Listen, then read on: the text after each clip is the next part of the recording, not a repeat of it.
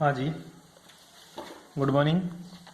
Chapter तुम्हारा complete हो गया है, सिर्फ एक छोटा सा टॉपिक बचा है, अवरक्त स्पेक्ट्रोस्कोपी। अवरक्त स्पेक्ट्रोस्कोपी के उपयोग और अंगुली छाप क्षेत्र। ठीक है, तो सबसे पहले हेडिंग लगा ले, अवरक्त स्पेक्ट्रोस्कोपी के उपयोग।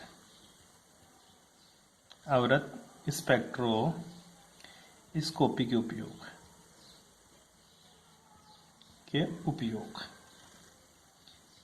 ठीक है, क्या क्या गुरुजी इसके उपयोग देखने को मिलता है। तो उपयोग देखिएगा बिल्कुल देखूंगा सर। तो उपयोग देखने से पहले मैं तेरे को एक छोटा सा डायग्राम बना के दिखाता हूँ, ठीक है। उसके बाद में तेरे को सब चीजें पता चल जाएगी कि अवरक्त स्पेक्ट्रोस्कोपी में करते क्या। ठीक है, सिंपल सा देखना। एक अपन यूज करते हैं जी तरंग संख्या। क्या यूज करते हैं? तरंग संख्या। एक लाइन खींच दी मैंने, ठीक है। होती क्या है एक्चुअल में बताता हूँ तेरे को। अवरक्त स्पेक्ट्रोस्कोपी तो पढ़ते जा रहा, कुछ समझ में तो हद तक वैसे ही नहीं रहा तेरे। ये 600 से सेंटीमीटर इनवर्स से लेकर ये है जी तेरा 4000 सेंटीमीटर इनवर्स। ठीक है, मान ले यहाँ पे क्या था, 3500 था। ठीक है, यहाँ पे 3000 है तेरा। यहाँ पे गुरुजी 2500 सेंटीमीटर इनवर्स होगा। फिर यहाँ पे 2000 होगा, कोई यहाँ 1500 होगा, फिर और तो क्या ही होगा। ठीक है, यहाँ पे क्या हो जाएगा फिर गुरुजी 1000 हो जाएगा। ठीक है, यहाँ पे 1200 मान ले तू। ठीक है, यहाँ पे कितने मान ले, यहाँ पे 1000 मान लेता हूँ। ठीक है, यहाँ पे कितना 900 मान लेता हूँ। ऐसे था, ये है। ठीक है, पॉइंट स्केल से पूरे। ठीक है, होती क्या है वो बता रहा हूँ तेरे को, ऐसे मजे मल ले तुम। ठीक है, अवरक्त स्पेक्ट्रोस्कोपी में दोनों तरफ दो लाइन होती है। कंप्यूटर का डायग्राम बता रहा हूँ और कुछ ही नहीं बता रहा मैं तेरे को। यहां से एक डायग्राम शुरू होता है अपना। ठीक है, कैसे? यहां से एक स्पेक्ट्रा मिलता है तेरे को कंप्यूटर में। किस स्टाइल से स्पेक्ट्रा मिलता है देखिएगा एक बार के लिए। ऐसे ऐसे जाएगा, फिर नीचे पीक आएगी ऐसे, फिर ऐसे वापस ऊपर जाएगा यहाँ। ठीक है, इस तरह से पीक आती है, फिर वापस नीचे जाएगा, फिर यहाँ पे ऐसे कभी कभी ऐसे भी देखने को मिल जाता है ऐसे। ठीक है, फिर से वापस पीक जाएगी, फिर ये पीक आएगी, फिर ऐसे चलता रहेगा स्पेक्ट्रा। ठीक है, फिर मेरे को पीक देखने को फिर से मिलती है यहाँ पे से, फिर से पीक आती है छोटी सी। ठीक है, ऐसे। ठीक है, फिर ऐसे स्पेक्ट्रा ऐसे देखने को मिलती है। ये तेरी कोई जन्म दर वाली वो लाइनें नहीं है कि गुरुजी मैं मर रहा हूँ वो जा रही है लाइनें, सीधी ना हो जाए कहीं मैं मर जाऊं यहाँ पे, वो लाइनें नहीं है। ये स्पेक्ट्रोस्कोपी की लाइनें हैं जी। ठीक है, इस तरह से तेरे को स्पेक्ट्रम दिखाई देता है। ये तो बड़ा ही कॉम्प्लिकेटेड चीजें हैं नहीं भाई, बहुत ही इंटरेस्टिंग चीजें हैं। ठीक है, होता क्या है ये समझ तू तो स्पेक्ट्रोस्कोपी में देख। सुने, तू लैब के अंदर गया। कहाँ गया? लैब के अंदर गया मैं। ठीक है, लैब के अंदर गया, सर मैंने कुछ ना कुछ कंपाउंड बनाया, वो तेरे को कंपाउंड मिल गया। ठीक है, कंपाउंड बना लिया साहब मैंने। क्या बना लिया? कंपाउंड बना लिया। अब देख, बात को समझना है, कंपाउंड तो तूने बना लिया। क्या बना लिया गुरुजी? मैंने एक कंपाउंड बना लिया कि सिंपल सा जार। फिर मैंने क्या कर दिया, मैं चाहता हूं कि जो कंपाउंड बनाया ना उसकी शक्ल तो बेंजीन तेरे को दिखेगी नहीं, या उसकी शक्ल में तेरे को ऐसा तो नहीं दिखेगा कि इसमें OH ग्रुप है। ऐसे मैं तेरे को कंपाउंड दे दूं, ठीक है, नमक दे दिया, नमक है, नमक का फॉर्मूला क्या होता है तेरे पास? NaCl होता। क्या नमक तेरे को दिखा रहा है कि मैं NaCl हूं? तुझे किसे पता है NaCl है? गुरुजी किसी ने जांचा होगा इसके बारे में कि इसमें Na और Cl ग्रुप होंगे। ऐसे दिख तो नहीं रहा ना तेरे को पड़े हुए में कि ये देख ये रहा Na और ये रहा मेरे पास Cl। ऐसे अलग अलग तो दिख नहीं रहा ना तेरे को। तो ये तो पाउडर फॉर्म है ना। मैं तेरे से पूछूं कि क्या प्रूफ है ये NaCl है, तू जाएगा लेब के अंदर, फिर टेस्ट करके आएगा और वहां पे एक ऐसा सा प्रिंट आउट निकलवा के लेके आएगा, बोलेगा देख गुरुजी ये Na की पीक है और ये Cl की पीक है, इसलिए ये NaCl है। अच्छा, ऐसा होता है क्या कारनामा? बिल्कुल ऐसा ही होता है। सोच ले तू, देख इंटरेस्टिंग बात बताता हूँ तेरे को। देख, छोटी छोटी बातें बता रहा हूँ लेकिन वो भी बड़ी इंटरेस्टिंग वाली बातें बता रहा हूँ। जैसे मैं तेरे को एक छोटा सा ग्रुप दे दूं, ठीक है, ये है मेरा CH3, ये है मेरा CH2OH। इसको क्या बोलता तू? दारू। क्या बोलता तू? दारू। दारू मतलब ये गुरुजी एथेनॉल है। क्या है? एथेनॉल। मैं तेरे से पूछूं क्या प्रूफ है ये दारू है या एथेनॉल है, तो बोलेगा पी के देख ले, नशा हो तो ठीक है, नहीं हो तो अच्छी बात है। नहीं, ध्यान दीजिएगा, इसकी पीक देखेंगे। इसको केमिकल को लिया तू, किसमें ले लिया? हाथ में ले लिया। ठीक है गुरुजी, मैंने ये केमिकल बनाया, फिर मैं गया लैब में। कहाँ गया? लैब में। लैब में देखा तो एक IR स्पेक्ट्रोस्कोपी पड़ी थी। लिखा हुआ था ऐसे नाम, आईआर स्पेक्ट्रोस्कोपी। ठीक है, मैं उसके पास गया क्योंकि मुझे तो आईआर करना है, मेरे को पता करना है कि ये केमिकल क्या है। ठीक है, आईआर स्पेक्ट्रोस्कोपी पड़ी थी, वहां पे पास में देखा तो मेरे को पता चला केबीआर की प्लेट्स पड़ा था, कुछ केबीआर का डब्बा पड़ा था, केबीआर। ठीक है, अब जो केबीआर लिया मैंने, ठीक है, और केबीआर को क्या कर दिया गुरुजी, मैंने इसकी छोटी सी इस केबीआर को इसमें अल्कोहल मिक्स कर दिया केबीआर में। किसमें? केबीआर, जिसको अपन बोलते हैं पोटेशियम ब्रोमाइड। क्या बोलते हैं इसको?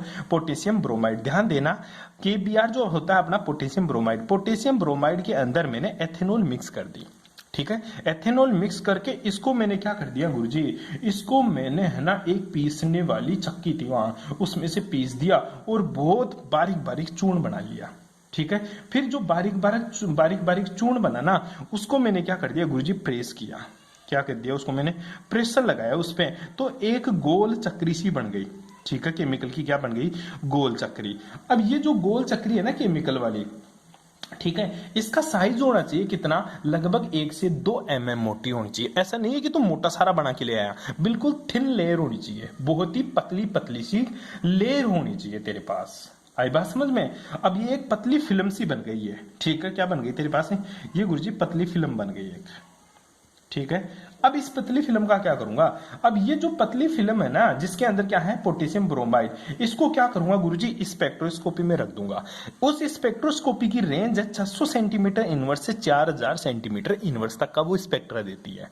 ठीक है, अब बात आती है गुरुजी तूने केबीआर क्यों मिलाया, ऐसे डायरेक्ट ही रख देता उसके अंदर।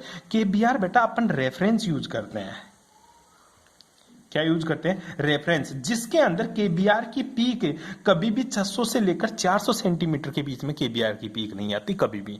जो केबीआर की पीक आती है ना, वो 4000 सेंटीमीटर के ऊपर और 600 सेंटीमीटर के नीचे ही देखने को मिलती है। तो क्या हुआ, इसके साथ मिलाने से इसका कोई फर्क नहीं पड़ेगा। जो पीक आएगी ना, ये पीक आ रही है, ये सारी की सारी जो पीक आ रही है ना अपने पास है, ठीक है, ये गुरुजी पीक आएगी जो सोलवेंट में यूज करूंगा। केबीआर क्या करेगा, केबीआर की तो पीक इसके बाहर आती है, इसके इधर आती है, और मेरी स्पेक्ट्रोस्कोपी तो काम ही इतनी करती है गुरुजी, 600 से लेकर 4000 सेंटीमीटर इनवर्स के बीच में काम करती है।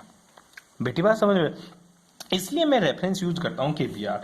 अब मैंने इसको क्या कर दिया गुरुजी, अवरक्त स्पेक्ट्रोस्कोपी के अंदर डाल दिया। ठीक है, आईआर स्पेक्ट्रोस्कोपी के अंदर डाल दिया। अब क्या होगा, आईआर स्पेक्ट्रोस्कोपी में जैसे किरण डालेंगे तो ये मॉलिक्यूल्स वाइब्रेट करेगा और अलग अलग जगह अपनी क्या दिखेगी, पीक दिखाएगा। क्या दिखाएगा बेटा, अलग अलग जगह पीक दिखाएगा। कैसे, जैसे पीक दिखाने का तरीका है, पहला ही जो इसका उपयोग है वो है तेरा क्रियात्मक समूह की पहचान, क्रियात्मक समूह की पहचान। ठीक है, पहचान, ये जो पीक दिखाएगा, इन पीक को देखकर मैं अपने पास नोटिस में लिखा रहेगा कि जो पीक आ रही है ना, सी सिंगल बॉन्ड सी, क्योंकि इसमें कार्बन कार्बन के बीच में सिंगल बॉन्ड भी है, कार्बन ऑक्सीजन भी है, OH बॉन्ड भी है। यहां देख तो इसके अंदर पूरे में देख, इसमें क्या क्या बॉन्ड है, इसमें कार्बन कार्बन बॉन्ड भी है गुरुजी, इसमें कार्बन और हाइड्रोजन बॉन्ड भी है, इसमें कार्बन और ऑक्सीजन बॉन्ड भी है, इसमें ऑक्सीजन और हाइड्रोजन बॉन्ड भी। इसके अलावा अगर कोई बॉन्ड दूसरा दिख रहा है तो मेरे को बता दे। ठीक है, अब क्या आएगा, कार्बन कार्बन बॉन्ड की भी पीक आएगी, कार्बन हाइड्रोजन की भी पीक आएगी, कार्बन ऑक्सीजन की भी पीक आएगी, और ऑक्सीजन हाइड्रोजन की भी क्या आएगी, पीक आएगी। इस हिसाब से पीक आएगी, उनको मैं रीड कर लूंगा और बता दूंगा, देख ले ये पीक किसकी है, OH की है, ये पीक किसकी है, CC की है, ये C डबल बॉन्ड C की है। ऐसे पीक को पढ़कर मैं तेरे को बताऊंगा कि ये कंपाउंड ये है मेरा। बेटी बात समझ में? तो पीक गुरुजी, पीक की वैल्यू क्या होती है, जैसे क्रियात्मक समूह में अगर C सिंगल बॉन्ड C है, मेरे पास इसमें C सिंगल बॉन्ड C है, तो उसकी जो पीक आएगी बेटा वो आएगी 1200 सेंटीमीटर इनवर्स के ऊपर। कहां आएगी, यहां पर पीक आएगी उसकी, मतलब यहां पे झुका हुआ दिखेगा तेरे को 1200 सेंटीमीटर इनवर्स। ठीक है, अगर मेरे पास कार्बन डबल बॉन्ड कार्बन है तो उसकी पीक बेटा, उसकी पीक आएगी 1650 सेंटीमीटर इनवर्स के ऊपर। अगर मेरे पास कार्बन ट्रिपल बॉन्ड कार्बन था तो उसकी जो पीक आएगी ना, वो आएगी गुरुजी 2200 सेंटीमीटर इनवर्स। अगर मेरे पास एल्किल ग्रुप है, कार्बन हाइड्रोजन बॉन्ड है, तो उसकी जो पीक आएगी ना, वो आएगी 2800 से लेकर 3000 सेंटीमीटर इनवर्स के बीच में। ठीक है, ये जो यहाँ पे पीक आएगी ना, यहाँ पे ये जो पीक होगी ना, ये पीक होगी गुरुजी कार्बन हाइड्रोजन की। किसकी होगी, कार्बन हाइड्रोजन की। ठीक है, इसी तरह अगर मेरे पास है एल्काइन वाला, कभी जब सिंगल बॉन्ड कार्बन हो सारे के सारे, ये हाइड्रोजन हो, ठीक है, ऐसा वाला, ठीक है, ये कार्बन सिंगल बॉन्ड से जुड़ा हुआ, तब है।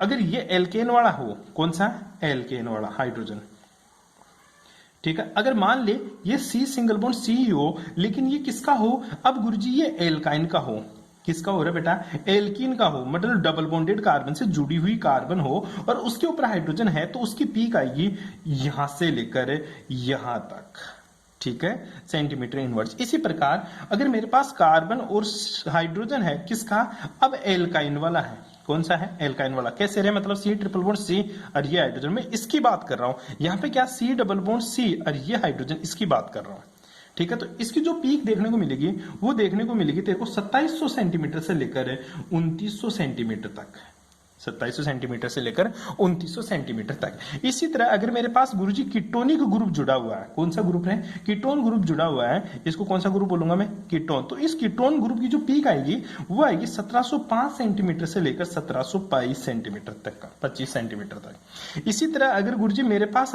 एल्डिहाइड ग्रुप जुड़ा हुआ है, कौन सा ग्रुप है, एल्डिहाइड, तो एल्डिहाइड की जो पीक आएगी ना वो आएगी 1720 से लेकर 1740 सेंटीमीटर इनवर्स।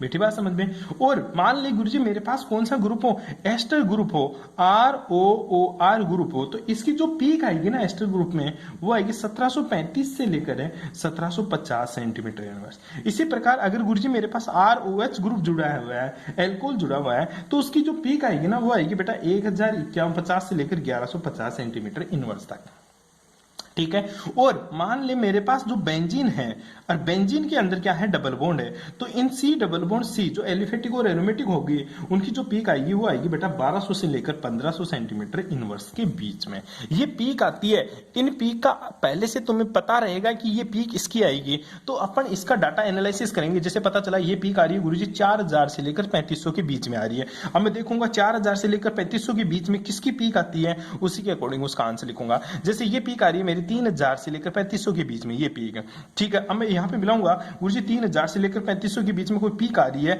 जैसे 3000 से लेकर 3095, तो ये पीक या तो ये हो सकता है या कुछ और हो सकता है, ठीक है। इस तरह से सबसे पहला जो स्पेक्ट्रोस्कोपी का उपयोग है वो यह है कि क्रियात्मक समूह की मेरे को पहचान करनी आनी चाहिए, कि कैसे मैं क्रियात्मक समूह की पहचान कर पाऊंगा। तो वो क्रियात्मक समूह की पहचान के लिए स्पेक्ट्रोस्कोपी बहुत ज्यादा जरूरी हो जाती है तेरी बेटी, बात समझ में। अब तेरे को एक बात और बता देता हूं कि जो मेरी अज्ञात यौगिक की पहचान करना, इसके द्वारा तेरे अज्ञात यौगिक की पहचान कर सकता है। थ्योरी में पढ़ लेला, हाइड्रोजन की उपस्थिति का निर्धारण, ठीक है।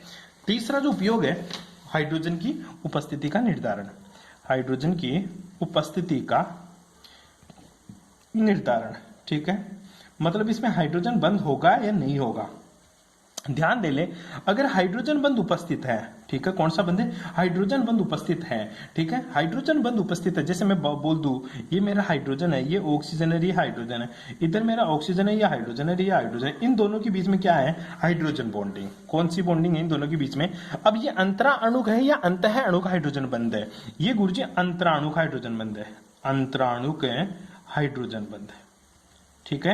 मतलब दो अलग अलग अणुओं के बीच में उपस्थित हाइड्रोजन बॉन्डिंग क्या कहलाती है, अंतराणुक हाइड्रोजन बॉन्डिंग। अब दूसरा जो हाइड्रोजन बॉन्डिंग दिखेगी मेरे को, ठीक है, मान ले ये मेरे पास ऑक्सीजन है और ये मेरे पास क्या जुड़ा हुआ है गुरुजी, हाइड्रोजन है, फिनोल है, ठीक है। यहाँ पे नाइट्रोजन डबल बॉन्ड O और ये ऑक्सीजन, तो इन दोनों के बीच में जो बॉन्डिंग है वो कौन सी है बेटा, अंतः अणुक हाइड्रोजन बंध, अंतः अणुक हाइड्रोजन बंध, ठीक है।